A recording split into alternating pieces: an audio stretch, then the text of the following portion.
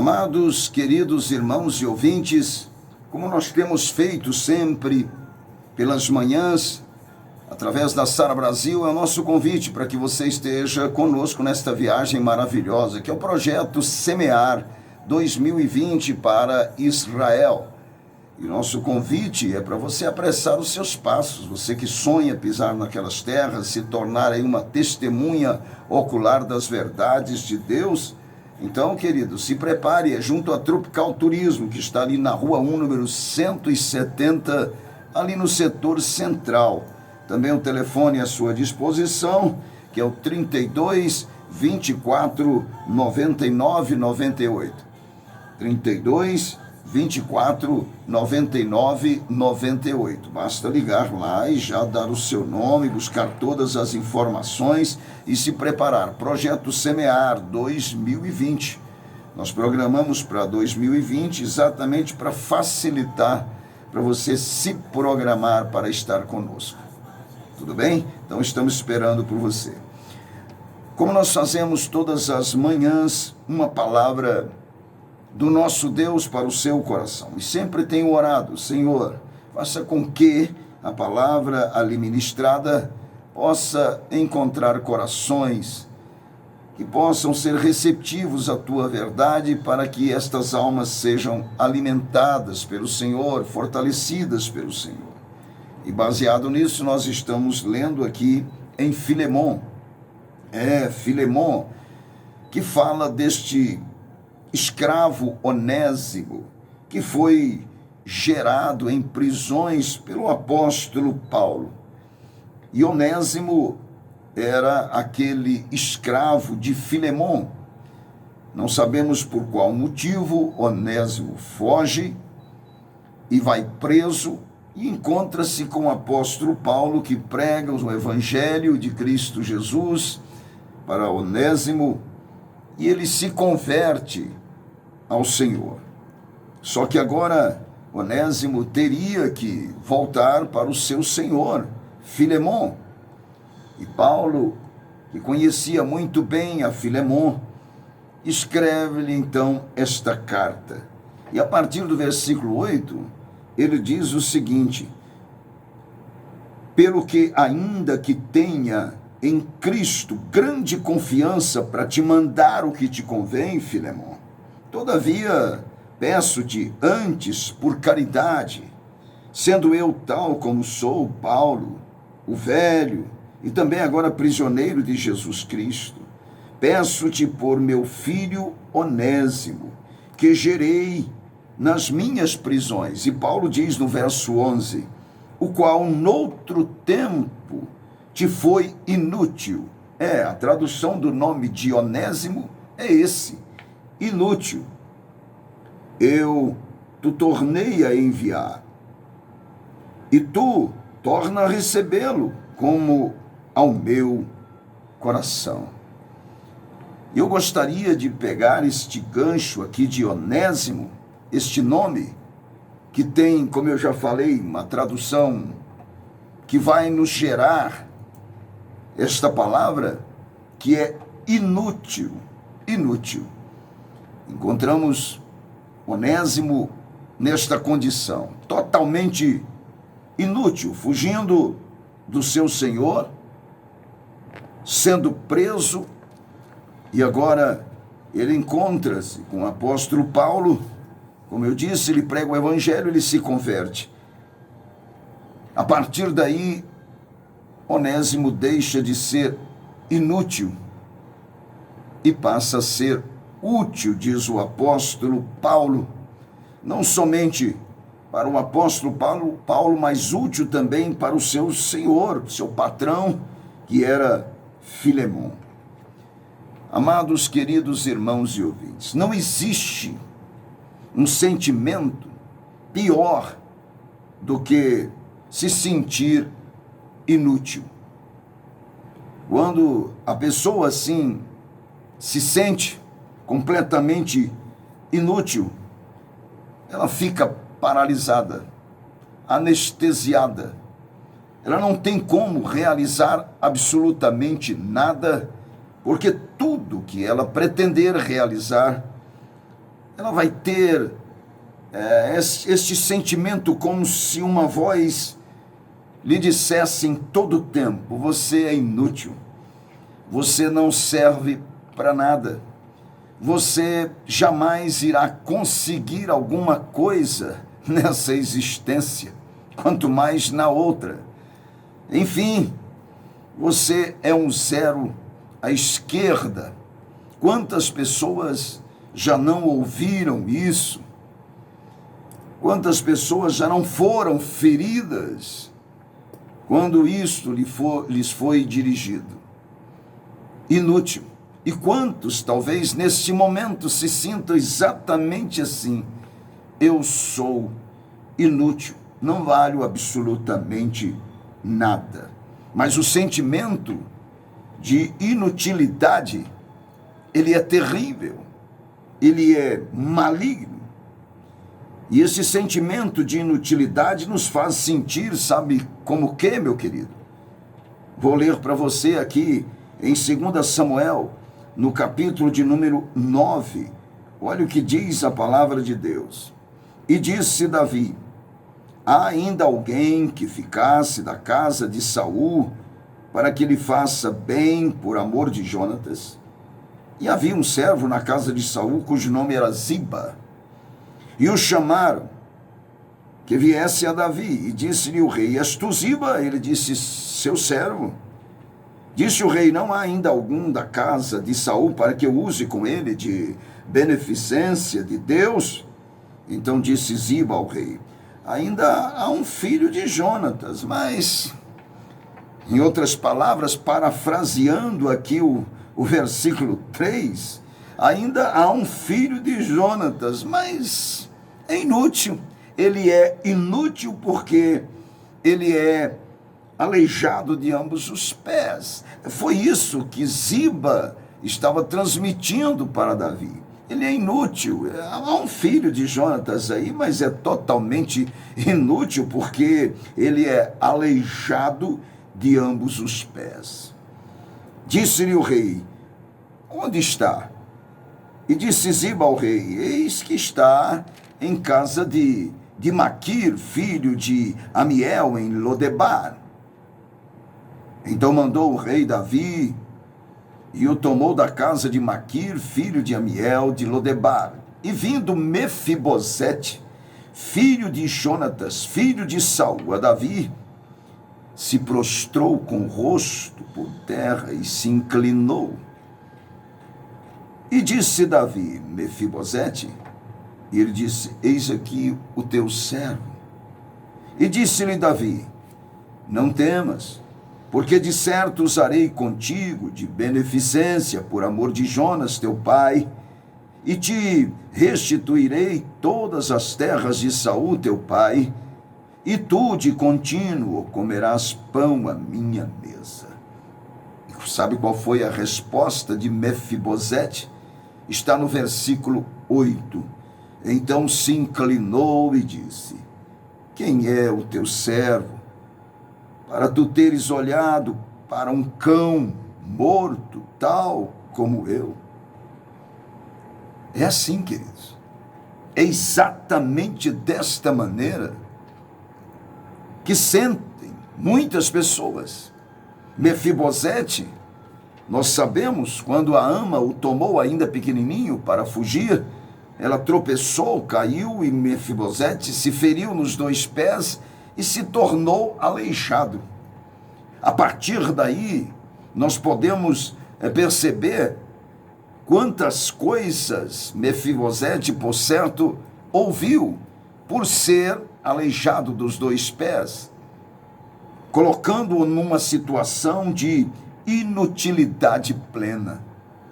Inútil em todos os aspectos. Ele se revela que quando chega à presença de Davi, que Davi lhe promete todas estas bênçãos cujo juramento havia feito a Jonatas, ele se inclina e diz para Davi: quem é teu servo? Em outras palavras, eu não sou nada, absolutamente nada. Eu sou inútil. E desta maneira, porque olhastes para mim Na verdade, eu sou um cão morto. Significa, não tenho utilidade para nada. Então chamou Davi a Ziba, moço de Saul, e disse: tudo que pertencia a Saul e de toda a sua casa tenho dado ao filho de teu senhor. Trabalhar-lhe-ás, pois, a terra, tu e teus filhos e teus servos, e recolherá os frutos, para que o filho de teu senhor tenha pão que coma.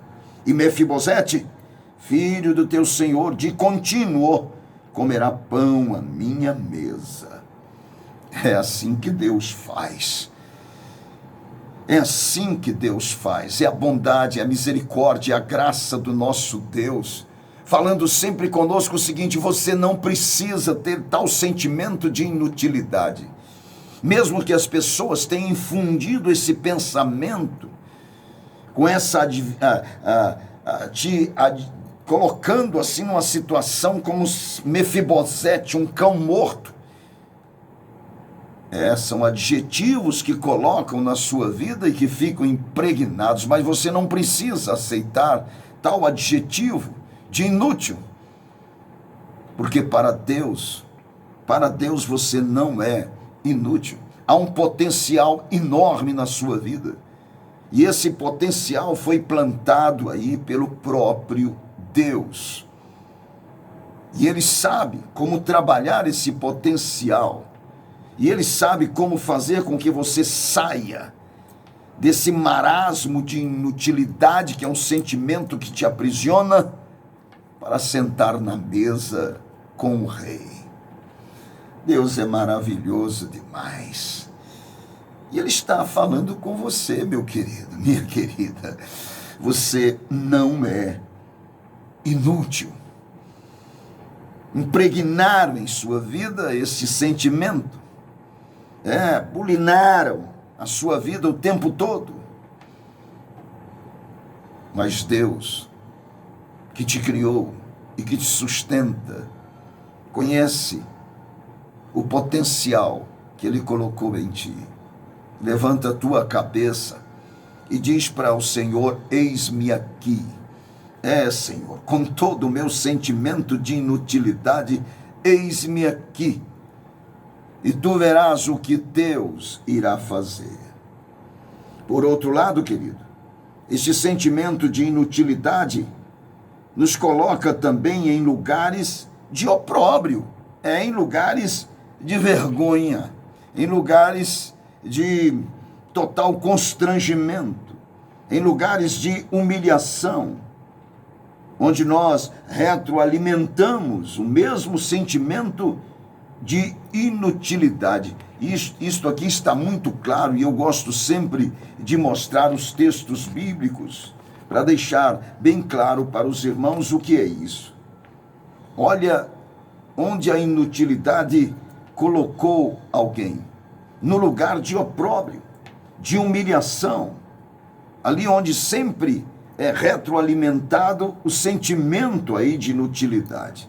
Diz aqui o texto, em Atos capítulo 3, Pedro e João subiam junto ao templo à hora da oração à nona.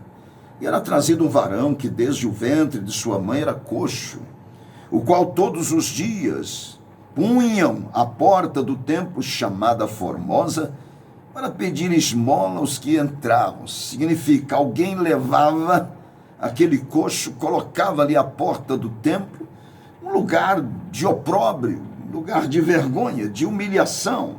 Mas ali ele retroalimentava o seu sentimento de inutilidade, porque primeiro era levado até ali, depois era deixado na porta, jamais adentrara ao templo, e ali estendendo a mão para garantir pelo menos a sobrevivência.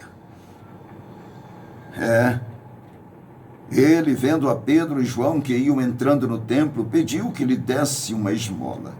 E Pedro, com João, fitando os olhos nele, disse: olha para nós. Olhou para eles, esperando receber alguma coisa. E disse Pedro: não tenho prata, eu não tenho ouro, mas o que tenho, isso te dou.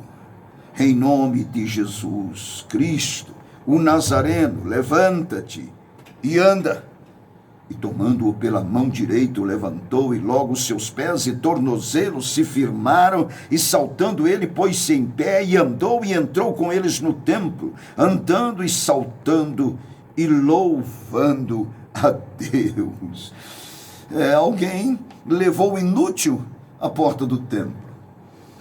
E ali, lugar de constrangimento, de opróbrio, ele se alimentava em termos de inutilidade um dia após o outro, até que servos de Deus, autênticos, cheios do Espírito Santo, chegaram ao templo para orar.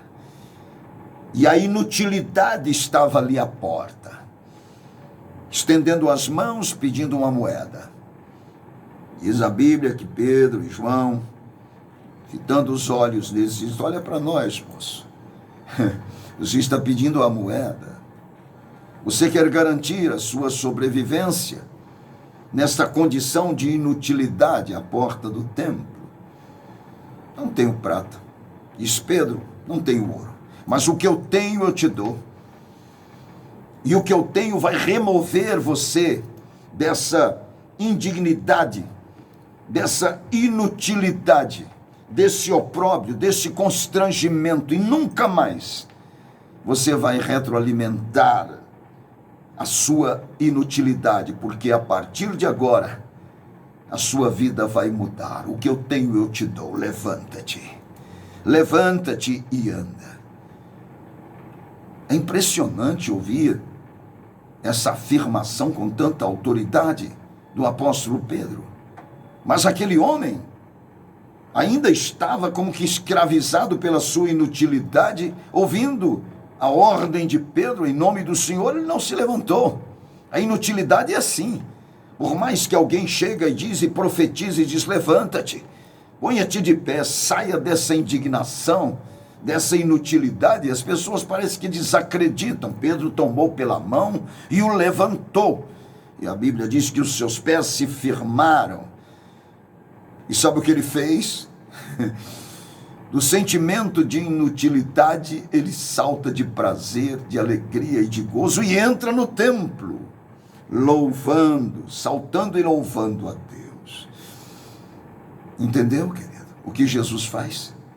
Porque muitas vezes, na sua inutilidade, você está sempre mendigando alguma coisa para sobreviver dentro desse opróbrio terrível.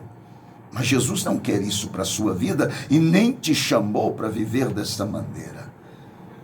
Portanto, a palavra de Deus para você nesta manhã é esta: levanta-te, ponha-te de pé. Creia nisso e tenho certeza que você vai saltar e louvar ao Senhor como fez este coxo. Porque o que você quer é fácil. Mas o que você precisa, só Deus pode lhe dar: a dignidade. Remover da sua vida, de uma vez por todas, esse sentimento de inutilidade. Porque o Senhor te coloca de pé novamente, meu querido, minha querida. Está me entendendo, meu irmão, minha irmã, meu amigo?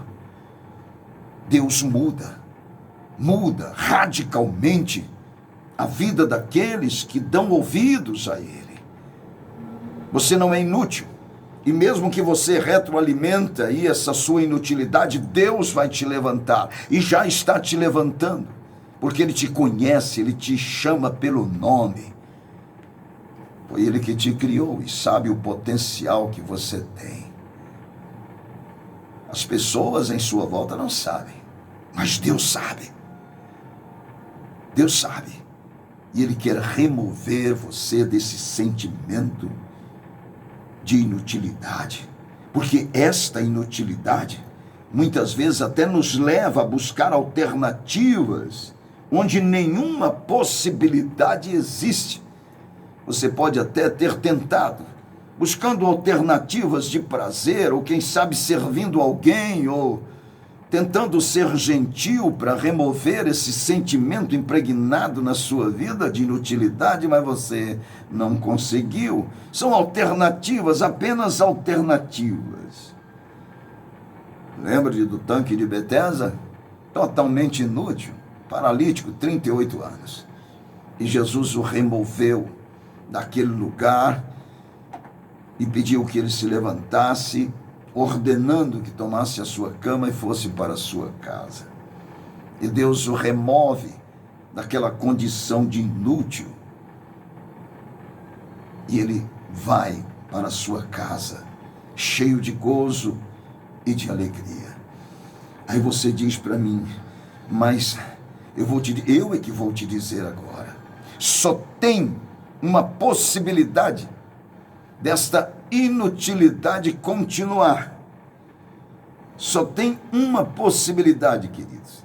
E essa possibilidade está aqui em Lucas capítulo 17. Olha o que diz aqui a palavra do nosso Deus. Olha o que diz. E respondendo, Jesus disse,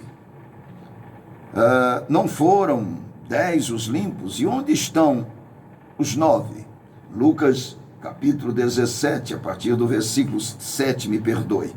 Ele diz assim, e qual de vós terá um servo a lavrar ou a apacentar gado, a quem voltando ele do campo diga, chega-te e assenta-te à mesa, e não lhe diga antes, prepara-me a ceia e cinge-te e serve-me, até que eu tenha comido e bebido, e depois comerás e beberás tu.